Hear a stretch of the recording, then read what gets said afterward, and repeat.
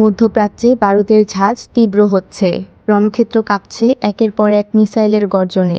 ইরানি বাহিনী শুরু করেছে তাদের অপারেশন ট্রু প্রমিস 4-এর 23তম পর্যায়ের ধ্বংসাত্মক অভিযান। এই হামলা নিয়ে পেন্টাগন থেকে তেল আবিব সবার কপালে এখন চিন্তার ভাঁজ। একে একে 23টি আক্রমণের ঢেউ। ইরান যেন প্রতিজ্ঞাবদ্ধ। শুক্রবার সন্ধ্যায় তারা ঘোষণা করেছে নতুন প্রজন্মের সলিড এবং লিকুইড ফুয়েল চালিত শক্তিশালী মিসাইল এবং ড্রোনের এক বিশাল বহর পাঠিয়েছে। লক্ষ্যবস্তু মধ্যপ্রাচ্যে ছড়িয়ে থাকা মার্কিন সামরিক ঘাঁটি এবং ইসরায়েলের কৌশলগত গুরুত্বপূর্ণ স্থাপনাগুলো। হামলার তালিকায় নেই কোনো লুকোচাপা। বাহরাইনের শেখ ইসা এয়ারবেস, কুয়েতের আলী সালেম ঘাঁটি, জর্ডানের আজরাক এবং বাহরাইনের জুফায়ার নেভাল বেস, সবখানেই এখন সাইরেনের আর্তনাদ। মার্কিন সামরিক সদর দপ্তরগুলোকে লক্ষ্য করে এই সম্মিলিত ড্রোন ও মিসাইল হামলা ওয়াশিংটনের সমরবিদের ঘুম কেড়ে নিয়েছে।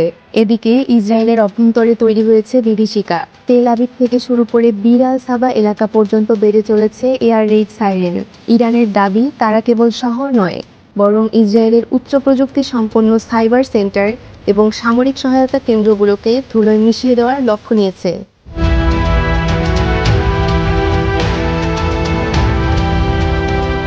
ইরান জানিয়ে দিয়েছে এই রক্তক্ষয়ী লড়াইয়ের প্রেক্ষাপট তৈরি হয়েছে মিনা বিস্ফোল গণহত্যার মধ্য দিয়ে, যেখানে মার্কিন ইসরায়েলি হামলায় 165 জন নিরীহ স্কুল ছাত্রী প্রাণ হারিয়েছে।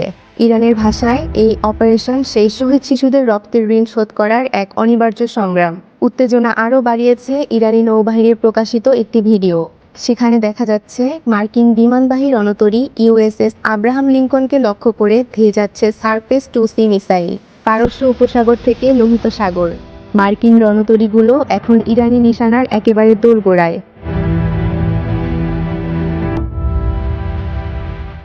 ইরানের পার্লামেন্ট স্পিকার মোহাম্মদ বাকের কলিবাফ সরাসরি হুঁশিয়ারি দিয়েছেন ডোনাল্ড ট্রাম্পকে। তিনি বলেছেন, ওয়াশিংটন এখনো বুঝতে পারছে না তারা কী ভয়ঙ্কর বিপর্যয়ের দিকে নিজেদের ঠেলে দিচ্ছে।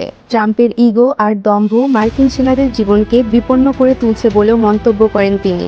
ইরান ইঙ্গিত দিয়েছে সামনে অপেক্ষা করছে আরও বড় চমক এবং আরও ধ্বংসাত্মক অস্ত্র।